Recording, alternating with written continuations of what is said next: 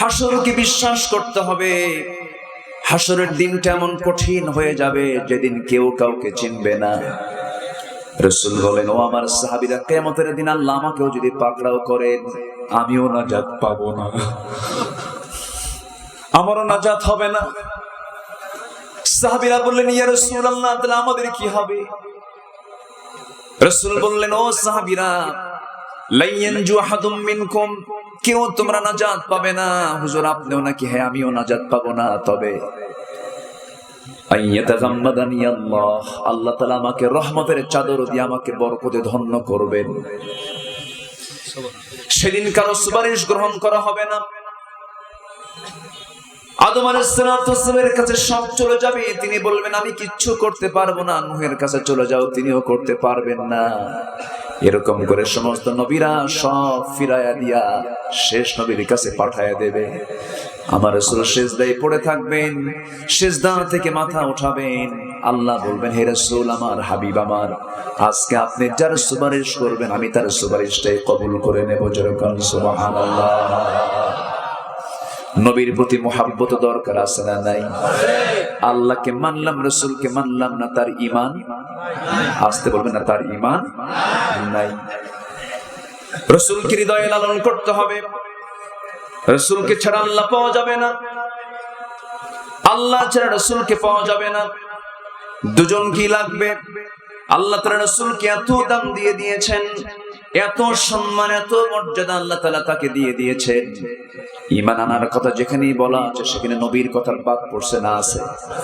আল্লাহ তাআলা সুন্দর করে বলছেন, ফাআমিনু বিল্লাহি ওয়া রাসূলিহি ওয়ান নূরিল্লাযী আনজালনা ওয়াল্লাহু বিমা তা'মালুনা খাবীর। জোরে বলুন আল্লাহু আকবার।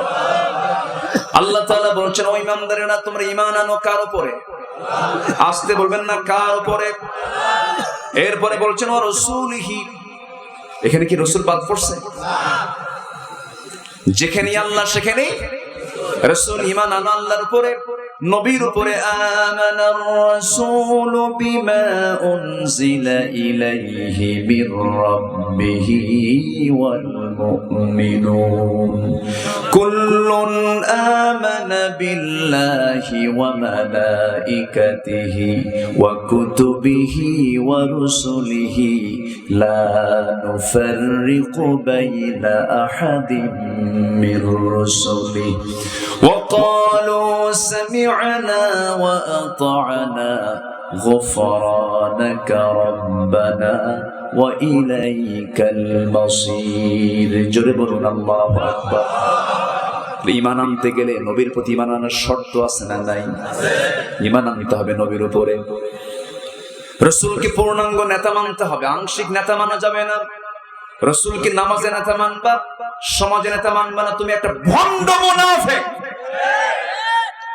তুমি একটা ভণ্ড, দুষ্ট। তুমি একটা প্রশ্ন করি আমি আপনাকে, দয়া করে কেউ রাগ করবেন না। আমি আপনাকে ভালোবেসে কথাগুলো বলতে চাচ্ছি, দয়া করে কেউ রাগ করবেন না। এখানে সবার মধ্যে নবীর মুহাব্বত আছে না নাই? আসতে বলবেন না, আছে না নাই? কিন্তু একটা প্রশ্ন করব, এখানে দাড়িওয়ালা লোক বেশি না দাড়ি ছাড়া লোক বেশি? বলেন। আমি তো আসামি বানায় দিচ্ছি, আবার রাগটা করতেছেন না তো? হুজুর আপনারা থুইয়া চলে গেলাম, এরকম ভাবতেছেন নাকি?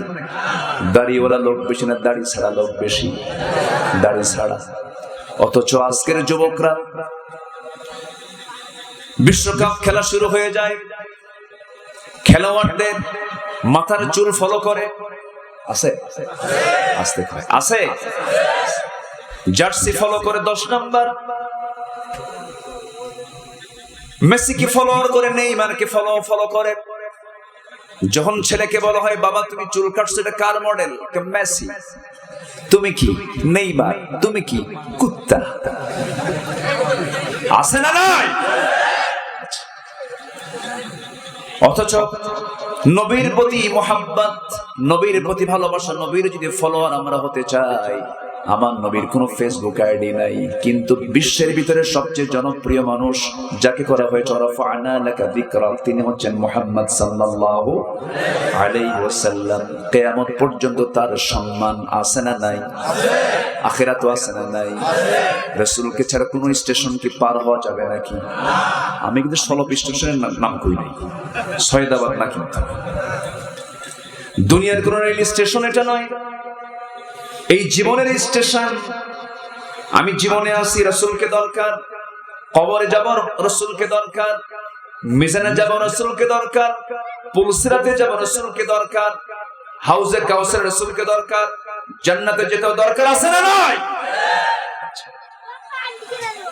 রাসূলকে এক জায়গায় মানবা, রাসূলকে নামাজে মানবা, রাসূলকে সমাজে মানবা না, তোমার চরিত্রে মানবা না, তুমি মুনাফিকের কাতারে চলে গেছো, ঠিক কি না? সূরাতুত তাকাবুনের আগের সূরার নাম হলো সূরাতুল মুনাফিকুন। আমার তো মনে হয় মাঝে মাঝে আমার মন চায় আমি এক জায়গায় 10 দিন ধরে কথা বলি, একই শ্রোতা থাকুক, 10 দিন ধরে যেন কথা বলি, প্রাণ খুলে যেন কথাগুলো শুনতে পারে। একদিন মাহফিল হতে দেয় না, তো 10 দিন। কষ্ট পাচ্ছেন আপনারা? কোন জনসভা, একটা স্বাধীন গণতান্ত্রিক দেশে কোন জনসভা অনুষ্ঠিত করার জন্য পারমিশন নিতে হবে এমন কোন সংবিধান, আমার দেশের সংবিধানে এমন কোন আইনই নাই। যারা সংবিধান পড়েছেন, স্বাধীন দেশের গণতান্ত্রিক দেশের কোন জনগণ যদি একত্রিত হয়ে যদি জনসভা করে, এর জন্য কোন প্রশাসনের কোন অনুমতি দরকার, এরকম কোন কোর্ট তারা দেখাতে পারবে না, নাই তো নাই। আকলমান ইশারা বাসাত, সচেতন ব্যক্তির জন্য ইঙ্গিতটাই যথেষ্ট, বুঝে নেন সবকিছু। সম্মানিত ভাইরা, রাসূলকে নিয়ে কত নাটক করেছে, শেষে কি আবু জেহেল টিকতে পারছে? আবু জেহেল টিকতে পারছে? আবু জেহেলের বাড়ি এখন হয়ে গেছে আন্তর্জাতিক পায়খানা। আন্তর্জাতিক পায়খানা গেছেন না? ছাড়ছেন কি ওখানে কিছু কাম করছেন? এটা মিস করা যাবে না, এটা মিস করলে একদম চরম মিস। মানে না আসলেও চাই বসে থাকতে হয়।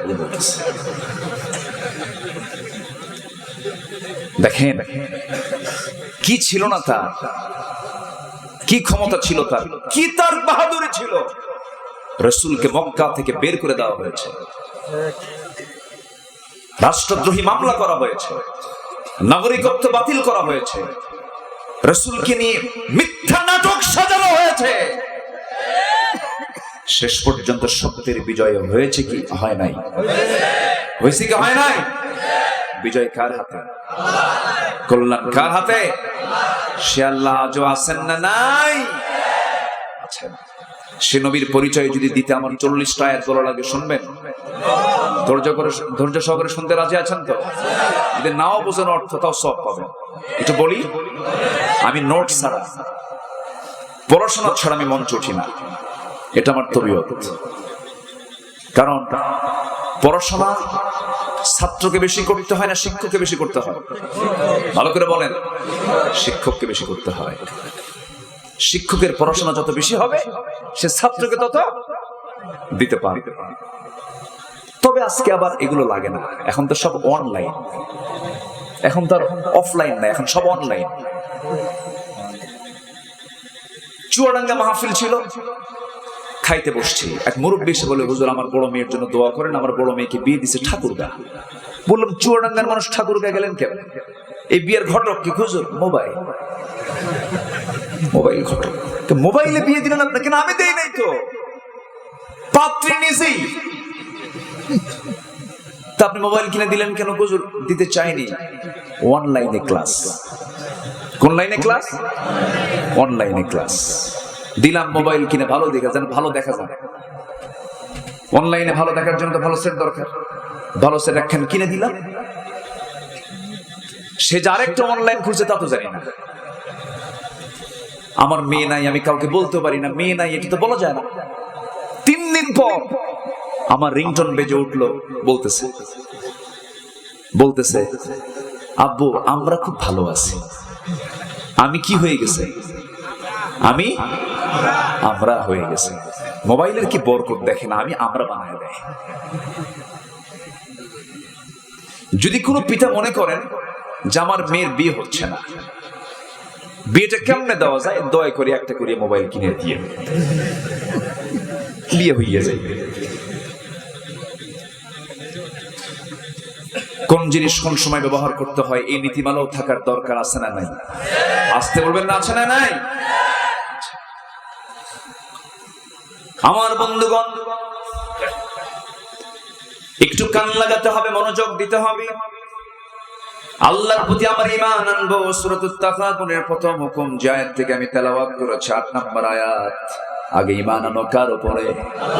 নাম্বার 2 হলো মুহাম্মদ সাল্লাল্লাহু আলাইহি ওয়াসাল্লাম। সে রাসূল আমার কেমন ছিলেন, তার ব্যক্তিত্ব কেমন? তিনি মানুষ ছিলেন। কি ছিলেন? মানুষ না, অন্য কিছু ছিলেন? তিনি কি বলেন, তিনি কি মানুষ ছিলেন না? তার বউ ছিল। তার বউ ছিল কি ছিল না? মেয়ে, শ্বশুর, শাশুড়ি, ভাই, আপন ভাই ছিল না, আপন বোন ছিল না, কিন্তু ভাই বোন ছিল কি ছিল না? ছিল। আত্মীয় স্বজন ছিল, তার বাবা মা ছিল। তাহলে তিনি কি মানুষ না অমানুষ? অন্য কোন জাত না মানুষ? মানুষ। তিনি কিন্তু মানুষ ছিলেন। তার হাতে চিমটি কাটলে ব্যথা পেতেন, আঘাত করলে রক্ত রঞ্জিত হতেন। আমার নবজির দাঁত ভেঙে দিয়েছিল উহুদের ময়দানে। নবজিকে কি মারটা না দিয়েছিল তারা! এমন মারটা দিয়েছিল উহুদের ময়দানের দিকে তাকালে আমার এখনো চোখে পানি চলে আসে। বহুবার গিয়েছি মদিনায়, মদিনায় গেলে ছুটে যাই উহুদের প্রান্তরে, কারণ রাসূল বলতেন উহুদ পাহাড় আমাকে ভালোবাসে, আমি উহুদ পাহাড়কে ভালোবাসি। রাসূল উহুদ পাহাড়কে বারবার দেখতেন। মাঝে মাঝে তিনি তার চাচার কবরের পাশে দাঁড়াতেন।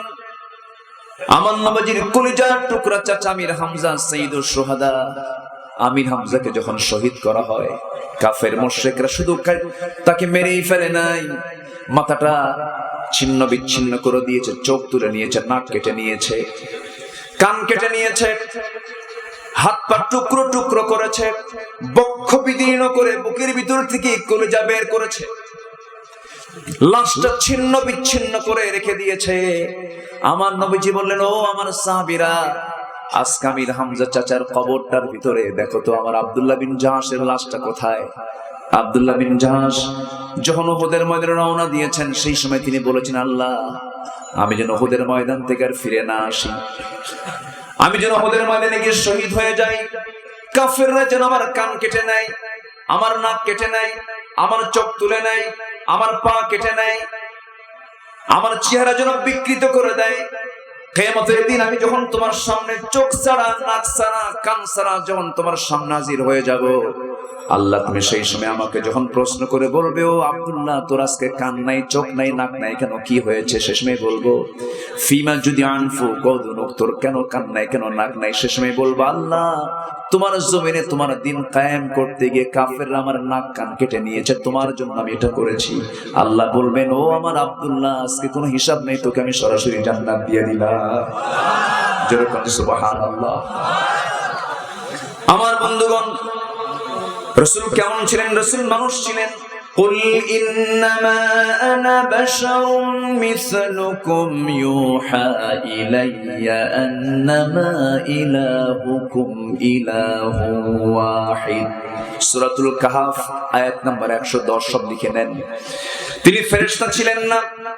قل لا أقول لكم عندي خزائن الله ولا أعلم الغيب ولا أقول لكم إني ملك। তিনি বলছেন, ও আমার সাহাবীরা শোনো, আমি কিন্তু বলছি না আমি ফেরেশতা, আমি কি মানুষ, আমি গায়েবের কোনো খবর জানি না। আল্লাহ আমাকে যতটুকু জানান ততটুকুই জানি। গায়েবের মালিক কে? আসতে বলবেন না, গায়েবের মালিক কে? আল্লাহ। নাম্বার 3 পরিচয় হলো তিনি আল্লাহর দূত, তিনি আল্লাহর নবী। ইয়া আইয়ুহার রাসূল উনজিলা ইলাইক, সূরা মাইদার 67 নম্বর আয়াত। রাসূল ছিলেন আল্লাহর দূত, অর্থাৎ তিনি দাঈ ছিলেন, তাবলীগের তিনি কাজ করেছেন। মুবাল্লিগ তিনি ছিলেন, দূত তিনি ছিলেন। নাম্বার 4 তিনি হলেন আল্লাহর রাসূল এবং প্রথম নবী না শেষ নবী? তারপরে কোন নবী আছে নাকি? আমার দেশে ভণ্ড নবীর কিছু মুরিদান আছে না নাই? আসতে বলবেন না, আছে না নাই? তাহলে আমার দেশে কোন ফিতনাবাদ আছে? সব ফিতনা আছে না? সব ফিতনা নাই? আমার নবীর পরে কোন নবী আছে? অথচ আমার নবীর পরে ভণ্ড নবুয়তের দাবিদার তার কিছু অনুসারী আমার দেশেও কিছু আছে। আছে, তারা আন্দোলন করে, তারা মিছিল করে, মিটিং করে, তাদের উপাসনালয় আছে, তারা মসজিদ নাম দিয়েছে। মসজিদ নয় এটা, এটা উপাসনালয়। এগুলো আছে। আমার নবীর পরিচয় কি? খুব কমন আয়াত, খুব পরিচিত আয়াত। আমার নবীর পরিচয় দিতে আজকে প্রায় 50টা আয়াত আমি রেডি করেছি, একটু মনোযোগ দিয়ে শুনেন। মা কানা মুহাম্মাদুন আবা আহাদিম মির রিজালিকুম ওয়ালাকির রাসূলুল্লাহি ওয়া খাতামান নাবিয়্যিন ওয়া কানা আল্লাহু বিকুল্লি শাইইন আলিমা। সূরাতুল আহজাব আয়াত নাম্বার 40। যখন আল্লাহু আকবার। নাম্বার 5 হলো তিনি নিষ্পাপ, মাসুম, তার কোনো গুনাহ নাই। কার কথা? লিয়াগফিরা লাকাল্লাহু মা তাকদ্দামা মিন যামবিকা ওয়া মা তাআখার। জোরে বলি আল্লাহু আকবার। আল্লাহ তাকে কোনো গুনাহ দেন নাই, তিনি গুনাহ করেন না, তিনি নিষ্পাপ। জোরে কোন সুবহানাল্লাহ। আমি কোন নবীর নেতৃত্ব মানব, কোন নেতার নেতৃত্ব মানব যে নেতা বিড়ি খায়? আস্তে খায়। আজকে বিড়ি খাওয়া নেতা বেশি না বিড়ি খাওয়া নেতা কম? আরেকটা প্রশ্ন করি, এখানে যারা বসে আছেন, বিড়ি খাওয়া লোক বেশি না বিড়ি ছাড়া লোক বেশি? আরেকটা পেঁচা লাগাই দিলাম। হয়তো মনে মনে চিন্তা করছেন, কমিটির ভাইয়েরা কোন হুজুরে নিয়ে আসলেন বিড়ি খাওয়া বন্ধ করে দিচ্ছে। এরকম রাগ করতেছেন নাকি আপনারা? এদেশের মুসলমান যে পরিমাণ বিড়ি খায়, যে পরিমাণ নেশা করে, আমার মনে হয় এত নেশা। আমি একটা প্রশ্ন করব, আদম থেকে শুরু করুন আমার রাসূল পর্যন্ত একজন নবী বিড়ি খেয়েছেন এমন একটা নবীর নাম কম তো দেখি, সাহস কইরা আছে? এই কাম কি কোন নবী করতে পারে? কি টান মারে, এক টানে ধোঁয়া 3 তলায় পাঠায়। আছে না? যা খাইলে পেটও ভরে না, যা খাইলে লাঞ্চ ভালো থাকে না, যা খাইলে পরে শরীরও কোনো তাজা হয় না, শুধু ক্ষতি আর ক্ষতি, কোনো কল্যাণ নাই। ধোঁয়া যেমন উড়ে যায়, আপনার সব টাকাগুলো উড়ে যাচ্ছে, নষ্ট হয়ে যাচ্ছে। একজন ইমানদার কখনো এমন নেশার জগতে কখনো পা দিতে পারে? আসতে বলবেন না, পারে। রাসূল বিড়ি খান না, আমরা বিড়ি খাবো না। রাসূলকে আমি ভালোবাসি, কিন্তু রাসূলের সুন্নাতকে আমি ভালোবাসি না। কেন? আমার ভাইয়েরা, আমার নবীর মাঝে কোনো খোদাত্বের রুবুবিয়্যাত নাই, খোদাত্ব নাই, রুবুবিয়্যাত নাই। রব কে? আমার নবী কি রব না বান্দা? আমার নবী হচ্ছেন বান্দা। আমার রব কে? আল্লাহ। কুল লা আমলিকু লিনাফসি দাররান ওয়ালা নাফআন ইল্লা মা শাআল্লাহ। জোরে বলুন আল্লাহু আকবার। আমার নবীর দ্বারা কোন উপকার কোন ক্ষতি আমার নবী কখনো করতে পারেন না। উপকার ক্ষতি একমাত্র করবেন কে? আসতে বলবেন না, কে? আল্লাহ তাআলা করবেন। বরং আমার নবীজি নাম্বার 7 গুণ হলো আল্লাহর ইবাদতের প্রতি তিনি আহ্বানকারী ছিলেন। তিনি দাওয়াত দিয়েছেন, ওয়া'বুদুল্লাহ ওয়া লা তুশরিকু বিহি শাইআন ওয়া বিল ওয়ালিদাইনি ইহসানা। সূরা নিসা আয়াত নাম্বার 36। লম্বা আয়াত বলবো, কখন সময় তো চলে যাচ্ছে, একটু আয়াতগুলো টাচ করে যাচ্ছে, অনেকে মনে বিরক্ত হচ্ছেন। কুড়িগ্রামে বহুদিন আগে একটা মাহফিল করতে গেছে, আমারে বলে, হুজুর আপনি এত আরবি কোন কেন, বাংলা কোন? এরকম লোকও কিন্তু আমার দেশে আছে। কোরআন শুনতে হলে ধৈর্যের দরকার, একটু মনোযোগ দিয়ে শোনেন। আমার নবীজির মর্যাদা কেমন, সম্মান কেমন? সবচেয়ে বেশি সম্মান মর্যাদা রাসূলকে কে দিয়েছেন? আসতে বলবেন না, কে দিয়েছেন? আল্লাহকে। আল্লাহ রাসূলকে এত সম্মান দিয়েছেন। আল্লাহ বলেন, ومن لم يؤمن بالله ورسوله فإنا أعتدنا للكافرين سعيرا সূরাতুল ফাতহ আয়াত নাম্বার 13 আল্লাহ বলছেন যারা আল্লাহর প্রতি নবীর প্রতি যারা ঈমান আনবে না তাদের জন্য আমি আল্লাহ জাহান্নাম সাঈর নামক জাহান্নাম রেখে দিয়েছি যখন নাউযুবিল্লাহ কি দাম রাসূলকে দেওয়া হয়েছে আল্লাহ বলছেন তুমি রাসূলকে মানবা আল্লাহর অনুগত হয়ে যাবে যখন সুবহানাল্লাহ মান ইউতি'র রাসূল ফাকাদ আতা'a আল্লাহ ওয়া মান তাওয়াল্লা ফামা আরসালনাকা আলাইহিম হাফিযা জোরে বলুন আল্লাহু আকবার জান্নাত পেতে হলে নবীর আনুগত্য শর্ত এই শর্ত কে দিয়েছেন জান্নাত পেতে চাও নবীকে আনুগত্য করো ওয়া মান ইউতি'িল্লাহা ওয়া রাসূলাহু ইউদখিলহু জান্নাতিন তাজরি মিন তাহতিহাল আনহার জোরে বলুন আল্লাহু আকবার আমার নবীর ফয়সালা আল্লাহর ফয়সালা আল্লাহু আকবার বলেন নাম্বার 4 ফালা ওয়া রাব্বিকা লা ইউমিনুনা হাত্তা ইউহাক্কিমুকা ফীমা শাজারা বাইনাহুম থুম্মা লা ইয়াজিদু ফী আনফুসিহিম হারাজাম মিম্মা কাদাইতা ওয়া ইউসাল্লিমু তাসলিমা জোরে বলুন আল্লাহু আকবার আমার বন্ধুগণ রাসূলকে আল্লাহ তাআলা এত দাম দিয়েছেন এত সম্মান দিয়েছেন নবীজির সুন্নাত হলো আইনের উৎস নবীজির সুন্নাত ছাড়া আপনি আল্লাহকে পেতেই পারেন না নবীজির সুন্নাত মানার দরকার আছে না নাই আসতে বলবেন না আছে না নাই মিষ্টি খাওয়া কি আসতে কয় মিষ্টি খাওয়া কি মানুষকে খাওয়ানো কি মিসওয়াক করা কি পাগড়ি পড়া কি এরপরে নামাজের পরে দোয়াগুলো পড়া কি সুন্নাত দাঁত ভাঙ্গা কি দেখেন কিছুই কয় না একটু জোরে বলেন আরো জোরে বলেন মিষ্টি খাওয়া যে সুন্নাত এটা কি কঠিন কাজ না সহজ কাজ কঠিন কাজ না সহজ কাজ সহজ কাজ কিন্তু দাঁত ভাঙ্গা আসলে দাঁত ভাঙ্গা কঠিন মিষ্টি সবাই খায় মুনাফিকও খায় সামনের দিন আসতেছে নবীজির কঠিন সুন্নাত আদায়ের দিন আসতেছে মুসলমানদের প্রথম কিবলা বাইতুল মুকাদ্দাস যেখানে নামাজ পড়লে পরে 1000 গুণ সওয়াব বেশি পাওয়া যায় যেটা হবে আমার হাসরের জায়গা যে সিরিয়া সহ ওই বাইতুল মুকাদ্দাস ফিলিস্তিন এই জনপদ হবে হাসরের ময়দান সেই জেরুজালেম সেই বাইতুল মুকাদ্দাস আজকে ইহুদিরা দখল করে রেখেছে অবৈধভাবে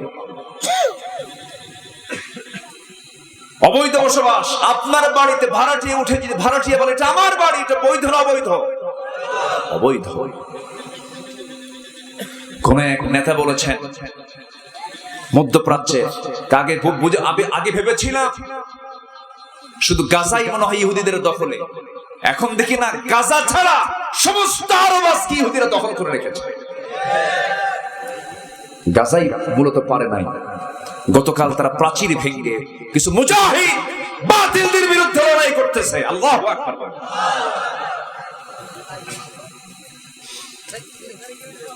আগামী 50 বছর পর রাশিয়ার বস্ত্রে বসবে মুসলমান আল্লাহু আকবার বলেন বসবে ইনশাআল্লাহ বলেন মুসলমানদের সংখ্যা দিন দিন কমছে না বাড়ছে আসতে বলবেন না কমছে না বাড়ছে বাড়ছে এই জোয়ার বাতিলদের সহ্য হয় না রক্ত যত যাবে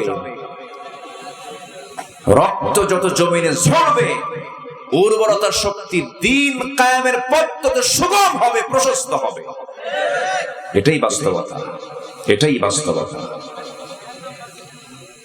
সম্মানিত ভাইয়েরা রাসূলকে আমরা মানবো জোরে বলি ইনশাআল্লাহ আর জোরে বলি ইনশাআল্লাহ এক জায়গায় না সব জায়গায় আসতে বলবেন এক জায়গায় না সব জায়গায় মিষ্টিও খাবো দাঁত ভাঙার সুন্নাত মানবো জোরে বলি ইনশাআল্লাহ আমি চুরি করব না কাউকে চুরি করতে দেব না যদি কেউ চুরি করে হাত কাটবো হাত কাটার আইন সমাজে চালু হোক, এই চেষ্টা চালিয়ে যাবো। জোরে কোন আল্লাহু আকবার।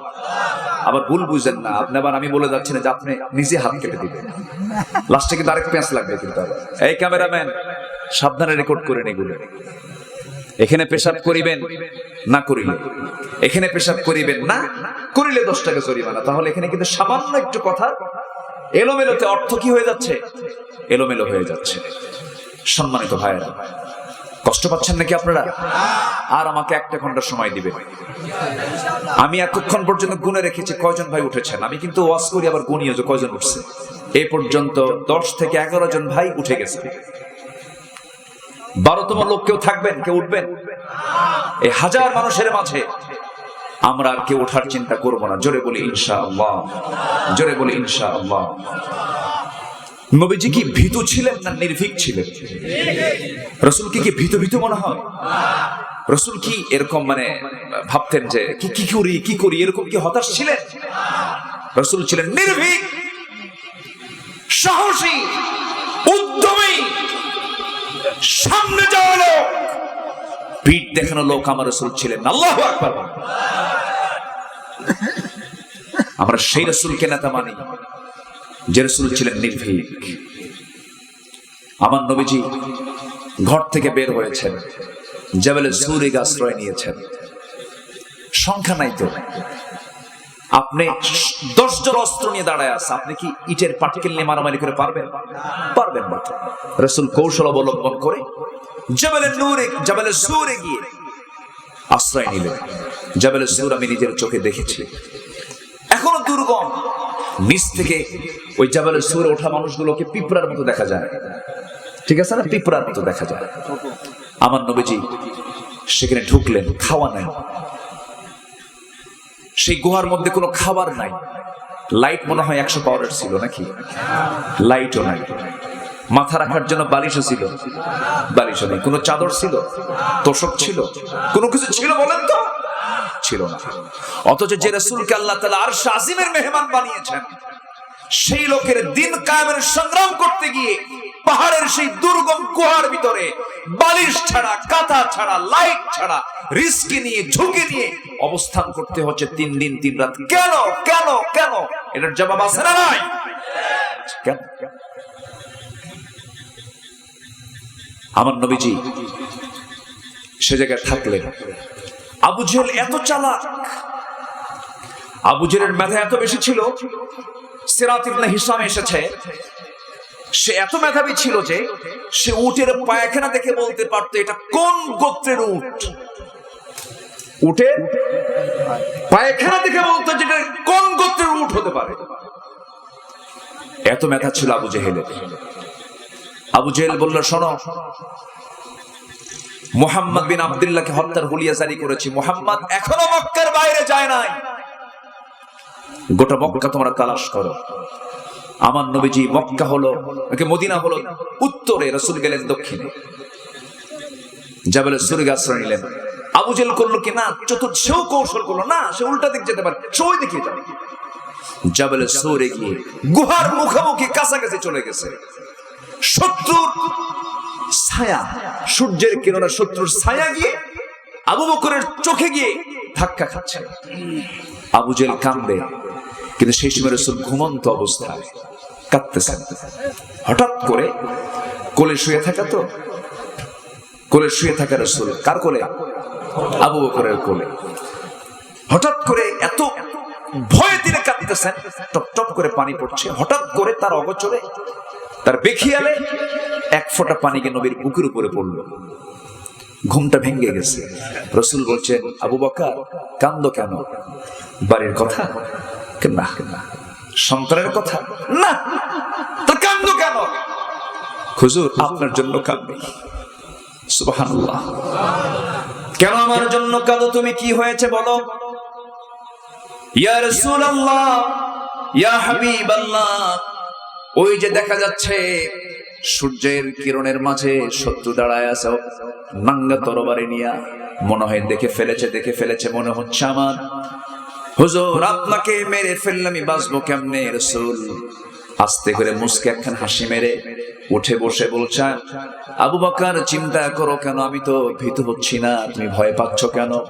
দুজন এই জন্য ভয় পাচ্ছ, দুজন কিন্তু আমরা নই। তিনি বলছেন, শোনো, إلا تنصروه فقد نصره الله إذ أخرجه الذين كفروا ثاني اثنين إذ هما في الغار إذ يقول لصاحبه لا تحزن إن الله معنا فأنزل الله سكينته عليه وأيده জোরে বলি আল্লাহু আকবার। কেন চিন্তা করো? আমরা তো শুধু দুজন নই, আমাদের সঙ্গে যিনি আছেন তিনি কে? যিনি আল্লাহ যার সাথে আছে সে কি ভীত হতে পারে নাকি? সে কি ভয় পেতে পারে নাকি? বন্ধুকে সাহস জুগিয়ে দিলেন। আমরা সেই নবীর উম্মত, আমরা ভীত হব না, সাহসী হব। ভীত হব না, সাহসী হব। গোটা পৃথিবীর মানুষ একদিকে, আমি আল্লাহর সঙ্গে থাকতে চাই, আমার সঙ্গে কেউ পারবে না। জোরে বলি ইনশাআল্লাহ, জোরে বলি ইনশাআল্লাহ। সম্মানিত ভাই, সম্মানিত বন্ধুগণ, আমার নবীজি কি ছাত্র তৈরি করেছেন, আবু বকরের মতো মানুষ। আল্লাহু আকবার বলেন। একটা আবু বকর কি পৃথিবীতে আর আসা সম্ভব? আল্লাহু আকবার। আবু বকরও শাসক ছিলেন, ওমরও শাসক ছিলেন, ওসমানও শাসক ছিলেন, আলীও শাসক ছিলেন। তাদের যে অবদান, তাদের যে কর্মকাণ্ড আজকে শাসকদের মধ্যে যদি থাকতো, সমাজ, দেশ, রাষ্ট্র আজকে জান্নাতের টুকরায় পরিণত হয়ে যেত। আল্লাহু আকবার। একটু কান লাগান, মনোযোগ দিয়ে শোনার চেষ্টা করুন। সাইয়েদনা আবু বকর রাদিয়াল্লাহু আনহুর কথা যখন মনে হয়ে গেল, দেখেন তার আখিরাতের চিন্তা কি করেছেন, আর আমরা কি আশা নিয়ে বসে আছি। ছোট্ট একটা ঘটনা মনে পড়লো আমার। সাইয়েদনা আবু বকর একজন ব্যবসায়ী ছিলেন। কি ছিলেন? ব্যবসায়ী ছিলেন। খেলাফতের পরের দিন তিনি টোপলা নিয়ে বাজারে যাচ্ছেন ব্যবসা করার জন্য। কাপড়ের ব্যবসা। কিসের ব্যবসা? কাপড়ের ব্যবসা। যারা এই এলাকায় কাপড়ের ব্যবসা কম না বেশি? বেশি। কাপড়ের ব্যবসা ভালো তো? হ্যাঁ, দেখছেন খারাপ? ব্যবসা ভালো, লাভ নাই সেটা নয় খারাপ। দেখছেন কই কে আর বোঝে ব্যবসা খারাপ। আপনার সতর্কে ঢেকে দিচ্ছে কাপড়। সতর ঢাকা কি? আস্তে কর। সতর ঢাকা কি? তাহলে ব্যবসা কি গুরুত্ব নাই? এরা যদি ব্যবসা না করে লুঙ্গি পাবেন কই? ব্যবসার দরকার আছে না? নাই আছে তো। একজন নবী ইদ্রিস আলাইহিস সালাতু ওয়াস সালাম, তিনি টেক্সটাইল ইঞ্জিনিয়ার ছিলেন। আল্লাহু আকবার বলেন। তার বড় বড় গার্মেন্টস শিল্প ছিল, ব্যবসা করেছেন, কাপড় বানিয়েছেন, তাঁতি ছিলেন। এটা ভালো কাজ। আবার আপনারা যারা ধান টান লাগান, এটা আদমের কাজ। যেরকম সুবহানাল্লাহ, ধান লাগানো আদমের কাজ, আর কাপড় বানানো ইদ্রিসের কাজ। আল্লাহু আকবার। দুটোই নবীদের কাজ। দুটোই কাদের কাজ? নবীদের কাজ। কোন কাজকে আল্লাহ তাআলা খাটো চোখে দেখেন না। সব কাজের দাম আছে না নাই? আচ্ছা। তো আবু বকর সিদ্দিক রাদিয়াল্লাহু আনহু তিনি কাপড় নিয়ে বাজারে যাচ্ছেন। বাজারে বসছেন, এক বেচারির কাছে কাপড় বিক্রি করেছেন। কাপড়টা তার পছন্দ হয় নাই। বেশ কিছুদিন পরে এসে বলতেছে, আবু বকর, তোমার দেওয়া কাপড় আমি কিনেছি, তোমার দোকান থেকে কাপড়টা আমার পছন্দ হয়নি, তুমি কাপড়টা ফেরত নাও, টাকাটা দিয়ে দাও। তিনি কোনো কষ্ট দেখালেন না, কাপড়টা নিয়ে টাকাটা ফেরত দিলেন। ফেরত দেওয়া মাত্রই কান্নায় ভেঙে পড়েছেন, কাঁদতেছেন।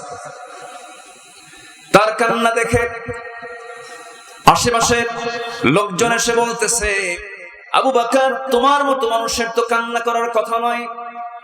হাজার হাজার স্বর্ণ মুদ্রা তুমি দিনের জন্য ব্যয় করেছো, তুমি কান্নায় ভেঙে পড়ছো কেন? কি হয়েছে? তিনি বলছেন, শোনো আমার ভাইরা, আল্লাহর কসম করে বলি, আমি আমার এই কাপড়ের জন্য কাপড় ফেরত দিয়ে গেছে, এটা আমার লস মনে করে আমি কান্নায় ভেঙে পড়ছি না, আমি কাঁদতেছি না। আমার কান্না করার কারণ হলো, হেতু হলো, এই বেচারি তার কাপড় পছন্দ হয় নাই, সেই জন্য আমার কাছে ফেরত দিয়ে চলে গেছে।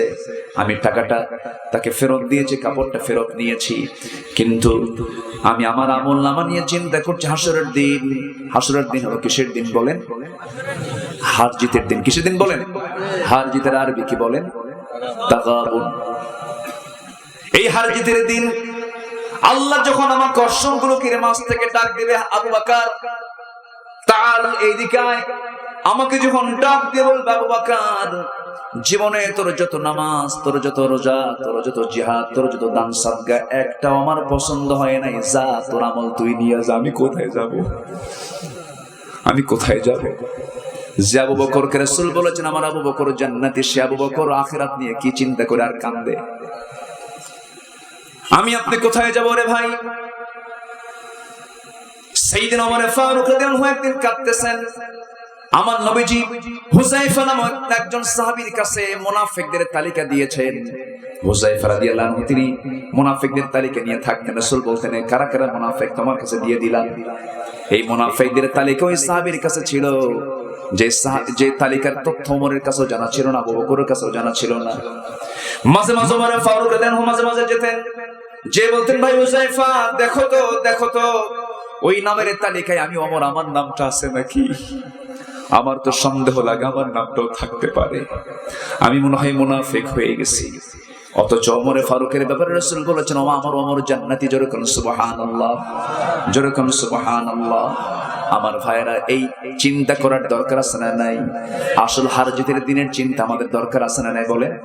ওই চিন্তাই তো আমাকে ভালো বানাবে, ওই চিন্তাই তো আমাকে পরহেজগার বানাবে। বিচার হবে, হিসাব হবে, সবকিছু হয়ে যাবে।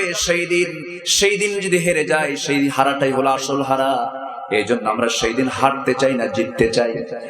নামাজ পড়া না পড়ে, নামাজ কি সবাই পড়তে রাজি আছেন নাকি? শুক্রবার জানাজার নামাজ, ঈদের নামাজ, কেদিকে হয় না এগুলো নামাজ? এগুলো হয়। জানাজা তো আপনার আসল নামাজ নয়, জুমার নামাজ তো আপনার অরিজিনাল নামাজ নয়। অথচ সেই নামাজের মুসল্লি সংকলন হয় না। লক্ষ লক্ষ লোক জানাজায় হাজির হয়েছে, কোনো যায় আসে না। আমার নবীজির কলিজার টুকরা ফাতিমার জানাজায় কোনো লোকই ছিল না। রাতের আধারে কয়েকজন সাহাবী নিয়ে জানাজা পড়ায়া কবরস্থ করা হয়েছে। রাসূল বলেছেন আমার ফাতিমা জান্নাতের সমস্ত মহিলাদের সর্দারিনী। যেরকম সুবহানাল্লাহ। অনেকে বলে তুমি কি জানো আমার বাবার জানাজায় লাখ লোক হয়েছে? তো কি হয়েছে? হয়েছেটা কি? সংখ্যাধিক্য দিয়ে আপনি জান্নাত পাবেন না। এমন সাহাবীও দুনিয়া থেকে বিদায় নিয়েছেন, এমন আল্লাহর পছন্দের গোলামও দুনিয়া থেকে বিদায় নিয়েছেন যাদের জানাজারও সুযোগ হয় না। আছে না নয়? আচ্ছা, খুবাইব শাহাদাত বরণ করেছেন মক্কার মাটিতে, তার জানাজা হয় না। কাফেররা তাকে ফাঁসির মঞ্চে ঝুলিয়ে মেরেছে, দুনিয়া থেকে টুকরো টুকরো করে বিদায় করে দিয়েছে। আমার বন্ধুগণ, আমার নবীর ছাত্র যারা, আমার নবীর সাহাবী যারা, তাদেরকে আমরা ফলো করব। যে আবু বকরের মতো চরিত্রবান হবে, ওমরের মতো সাহসী হবে, ওসমানের মতো দানবীর হবে, আলীর মতো সাহসী যোদ্ধা হবে। এই গুণ যদি কোনো মুসলমান অর্জন করতে পারে, গোটা পৃথিবীর নেতৃত্ব মুসলমানদের হাতে আল্লাহ দিয়ে দিবেন। যেরকম সুবহানাল্লাহ। আমার দেশে সত্যবাদী লোক বেশি না মিথ্যাবাদী লোক বেশি? বলেন সত্যবাদী না মিথ্যাবাদী? সবচেয়ে বেশি মিথ্যা কথা কয় কারা? আমার দেশে কারা কারা বেশি মিথ্যা কথা বলে? কৃষক, মজুরি, সাধারণ লোক কারা? দেখছেন, আমি বলতেছি না, আপনারাই বলতেছেন। নির্বাচন আসলেই সব পিসাব সাজা, ঠিক আছে কিনা? নির্বাচন আসলো, হজ একখান করে আসলো, মাথায় টুপি টুপি লাগায়া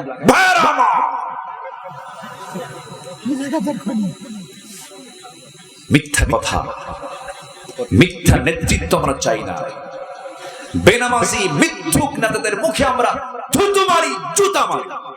রাজি আছেন কারা কারা? হাত উঁচু করে দেখেন মুসলমান।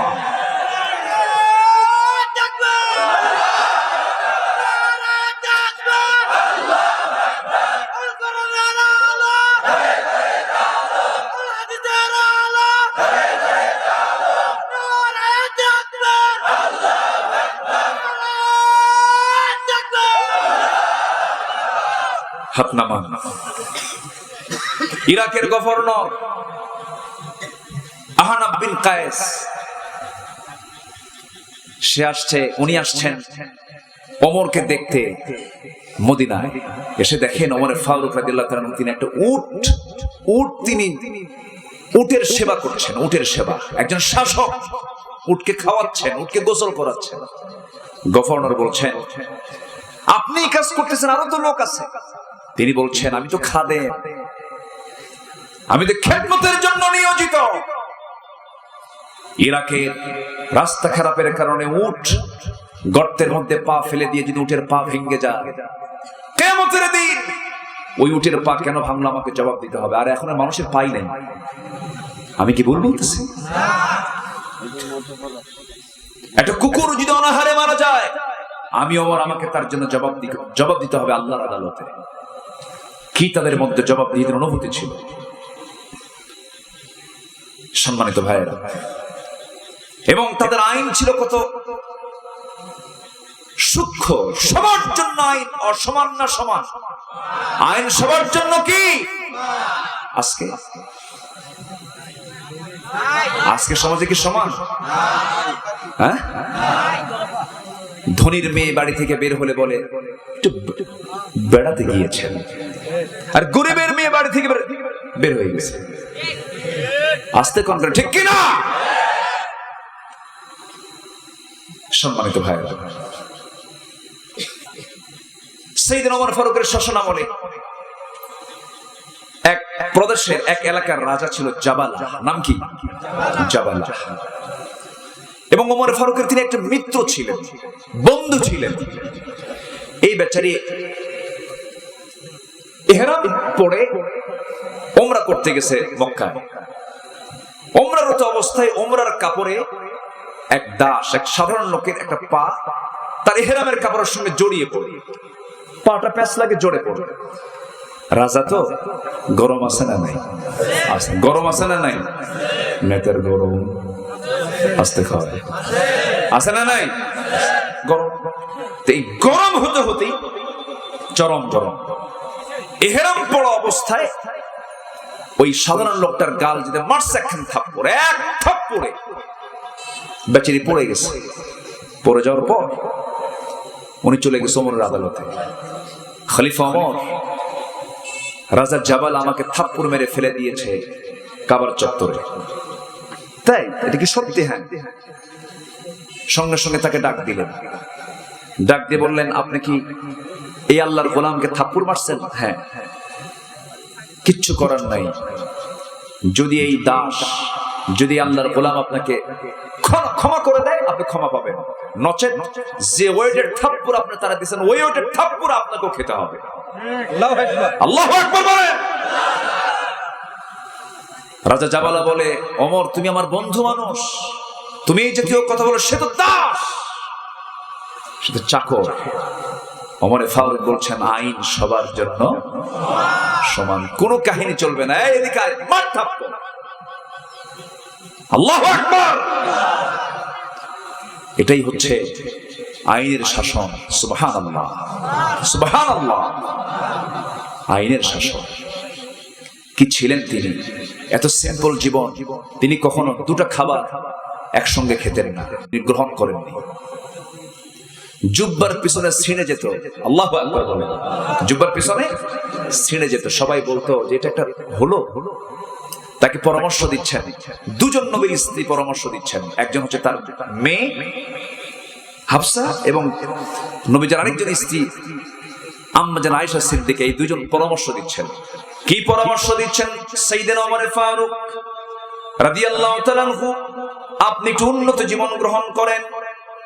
অর্ধ পৃথিবীর শাসন করতে আপনি, আপনাকে দেখার জন্য কত কূটনীতিকরা আসে, সাক্ষাৎ করার জন্য আসে। উন্নত জীবন গ্রহণ না করলে কেমন হয়? আপনার পিছনে জুব্বা ছিঁড়ে গেছে।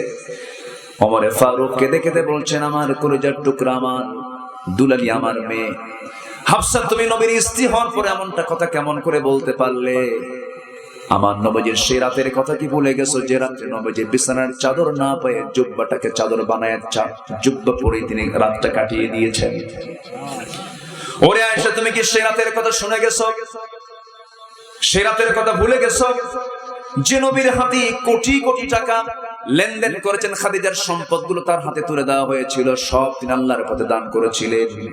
এমন কিছু রাত তুমি পাও নাই যে রাত্রে নবীজি তুমি নবীজির বিছানাকে নরম করে দিয়েছো।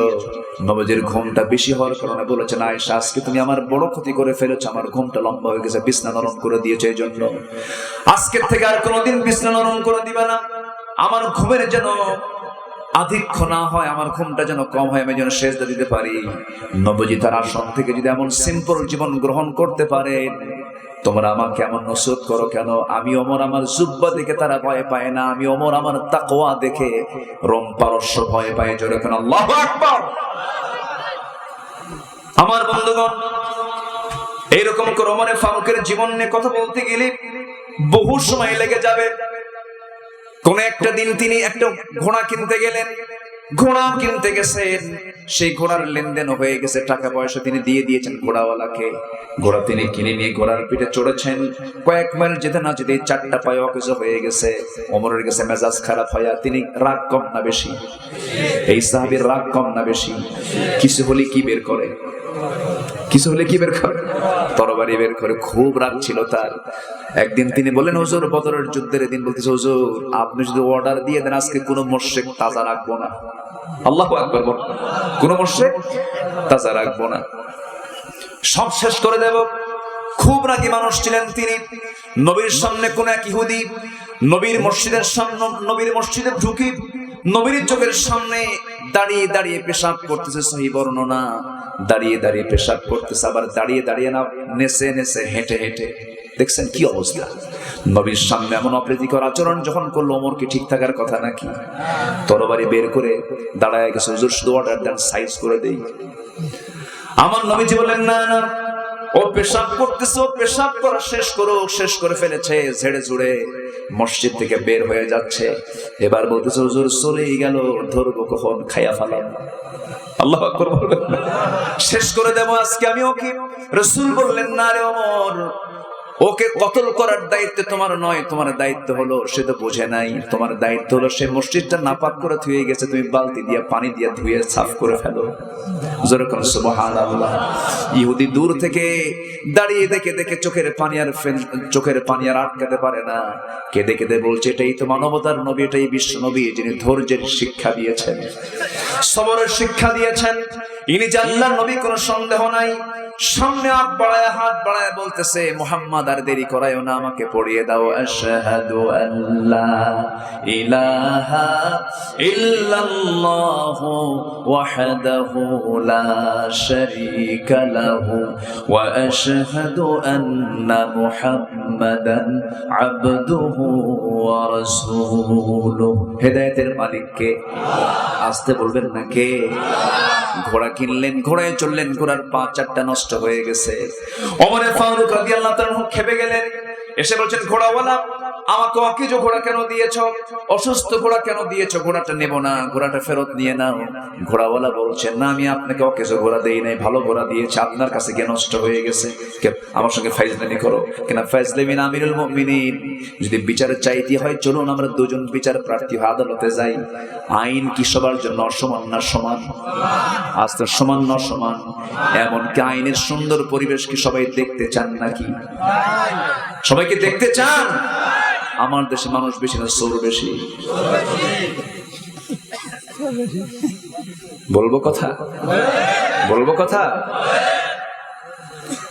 আমার বন্ধুগণ, সাইয়েদনা ওমর ফারুক, যিনি 40টা রাষ্ট্রের রাষ্ট্রপ্রধান। কয়টা রাষ্ট্র? 40টা রাষ্ট্রের রাষ্ট্রপ্রধান, এত বড় শাসক, অথচ তার পেছনে কোনো প্রটোকল লাগতো না, তার পেছনে কোনো লোক লাগতো না, তার জন্য কোনো প্রটোকলের কোনো পার্সন থাকা লাগতো না। তিনি একটা ছোট্ট লাঠি নিয়ে চলতেন, একাকী চলতেন, তার কোনো দরবার ছিল না, তার বড় কোনো প্রাসাদ ছিল না। ইসরায়েল থেকে, রোম পারস্যের বড় বড় নেতাগুলো বিভিন্ন জায়গা থেকে সফরে আসতো, খুঁজেই পেত না তার দরবারটা কোথায়, তার কি বলে কার্যালয়টা কোথায়, তার বড় অফিসটা কোথায়, অফিসে খুঁজে পেত না। একদিন এসে খুঁজতেছে ওমরে ফারুক কোথায়, তার দরবারটা কোথায়। একজন বলল দেখো তো ওই যে গাছের নিচে আছে নাকি। তিনি খালি গায়ে নিজে বালিশ না পায়া কোনো কিছু না করে তিনি বালুর উপরে শুয়ে পড়েছেন, লাঠিটাকে বালিশ বানায় তিনি নাক ডেকে ঘুমাচ্ছেন। জোরে কোন আল্লাহু আকবার। কোনো পাহারাদারও নাই, কোনো গার্ডও নাই। গার্ডকে আসতে বলবেন না, কে? গার্ড ছাড়া আর প্রশাসন ছাড়া রাস্তায় নামো। আসতে কোন কেন, আসতে কোন কেন, জোরে কোন ঠিক কিনা? হযরত ওমর ফারুক রাদিয়াল্লাহু তাআলা আনহু একাকী চলতেছেন, কোন শত্রু সামনে গেলেও শত্রু বন্ধ হয়ে যেত। আল্লাহু আকবার। চরিত্র কি পরশ পাথর। আল্লাহ,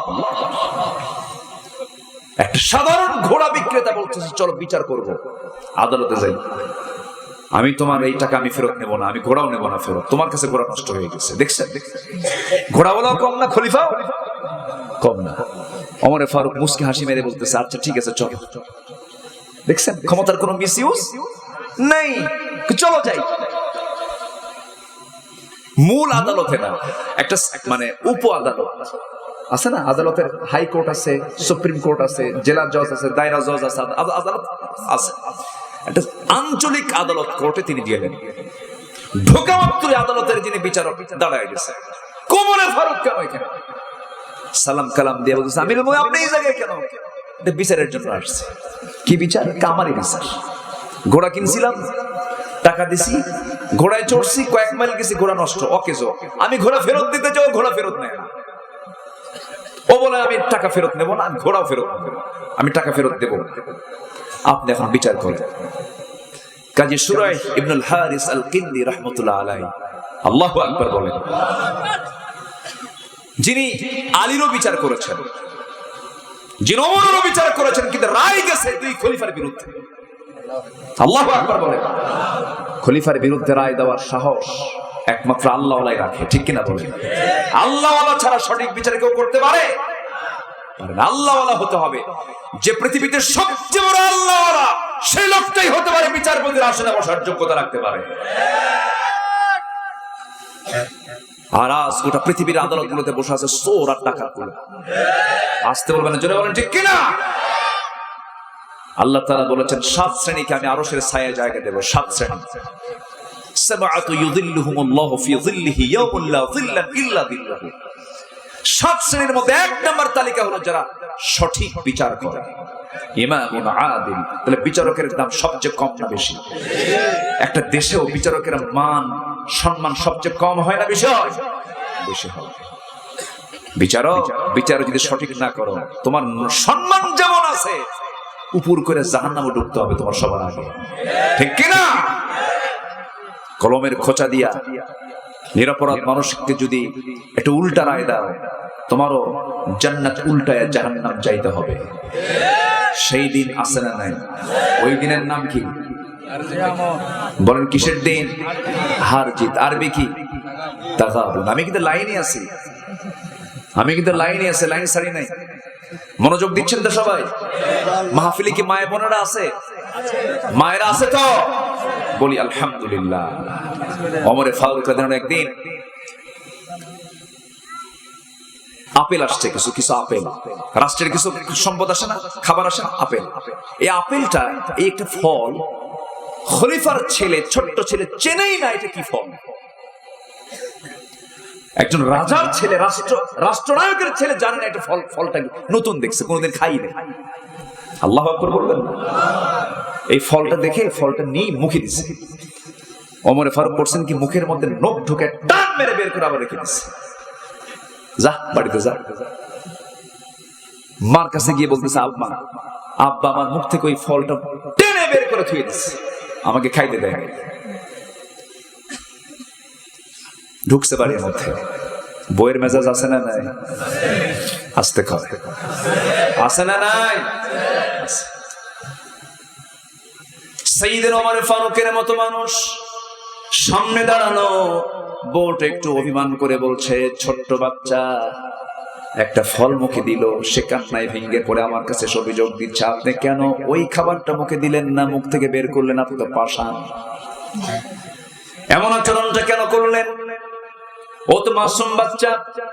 সাইয়েদনা ওমর ফারুক বলেছেন, শোনো আমার স্ত্রী, আল্লাহর কসম করে বলি, সন্তানের প্রতি দরদের কোনো কমতি আমার না, আমি তাকে মহব্বত স্নেহ কোনো অংশে কম করি না, কিন্তু যে খাবারটা মুখে দিয়েছে এটা তো আমার ব্যক্তিগত কোনো মাল নয়, এটা হলো রাষ্ট্রের মাল।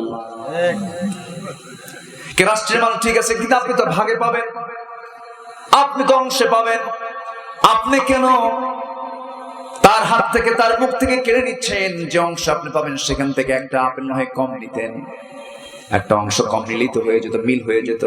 ওমরে ফারুক বলছেন, শোনো, ওই আপেলটা, যে আপেলটা সে মুখে নিয়েছে সেটাই যে আমার অংশে আসবে তার গ্যারান্টি কি তুমি দিতে পারবা নাকি? সুবহানাল্লাহ বলবেন না? মধু এসেছে, রাষ্ট্রের কিছু মধু, সেই মধুটা তিনি কি করলেন? তার ভাগের দায়িত্ব চলে আসছে, এক বোতল মধু নিয়ে এসে স্ত্রীর কাছে বলেছেন, স্ত্রী মধুটা ভাগ করো, আমার প্রতিবেশী সবাইকে সমান ভাগে ভাগ করে দিবা। কিছুক্ষণ পর বলে, আমার বউ, তোমাকে দায়িত্ব দেবো না, দাও মধুটা আমার কাছে দাও, আমি ভাগ করব। বউ কি মাইন্ড করতে পারে না? আসতে পারে, মাইন্ড করতে পারে না? পারে। আমার আপনি বিশ্বাস করেন না কেন আমিও ভাগ করব না? চিন্তায় পড়ে গেছেন, ভাগ করার দায়িত্ব দিলেন একজন প্রতিবেশীকে, বললেন, তুমি এই যে বোতল মধুটা ভাগ করে আমাদেরকে যে অংশটুকু সমান ভাগ করে আমাদেরকে দিয়ে যাবা। বউ কথা বলে না, বউটাকে আস্তে করে সামনে দাঁড়া করায়া বসে নিয়ে বলতেছে, আমার স্ত্রী, আমি তোমাকে দারুণ ভালোবাসি, মহব্বত করে, আমি তোমার সম্মান, আমি তোমাকে সম্মান করি, তুমি আমার বাচ্চা কাচ্চা লালন পালন করো, তুমি আমার বাড়ির অফিস চালাও, আমি রাষ্ট্রের অফিস চালাই, তোমার দাম আছে, তোমার সম্মান আছে, আমি তোমাকে কখনো সন্দেহ করে তোমার কাছ থেকে মধুর বোতলটা নেই নাই, তুমি সঠিক বিচার করতে পারবে, কিন্তু আমাকে একটা প্রশ্নের জবাব দাও, কি মধুটা হলো লিকুইড জিনিস, মধু যখন ভাগ করতে যাবে তুমি সমান ভাগে ভাগ করতে নিলেও কিছু অংশ মধু তোমার হাতে লেগে যাবে, এই হাতে লেগে যাও মধু তুমি ভাগ করবা কেমনে? এতটুকুন মধু আমাদের কাছে বেশি চলে আসুক এটা আমি চাই নাই, মনে করে দায়িত্ব অন্যজনকে দিয়ে দিয়েছি। আমার বন্ধুগণ, নবীর চরিত্র, এটা কার চরিত্র? নবী থেকে শিক্ষা নিয়েছেন তারা।